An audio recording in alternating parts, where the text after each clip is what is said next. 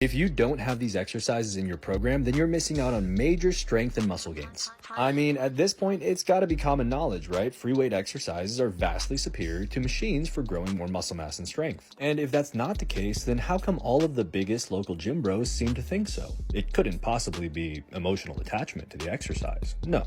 While I'm sure your local back in my day gym bros anecdotes are pretty reliable, we've got actual research on the subject. In this recent study, they took 34 resistance-trained men and had one group using free weights and one group using machines. And I'm sure you all know what's coming. The free weight group got stronger and grew more muscle overall. Except that's not what happened, as they didn't find a significant difference between either training group in terms of performance and muscle gained. That study just adds to the body of evidence showing that muscle gain is going to be similar with either training modality. This lines up well with the meta-analysis that we have comparing machines to free weight exercises. After reviewing all of these studies, muscle and strength gains were still similar between the two.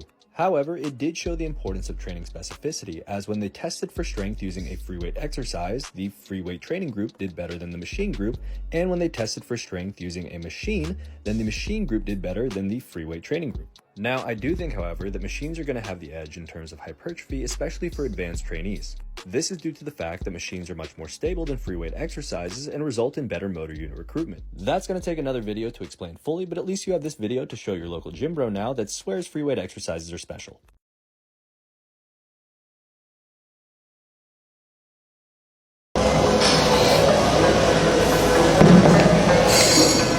What is the difference between free weights and machines, and ultimately which one is going to be better for building muscle? Let's talk about it.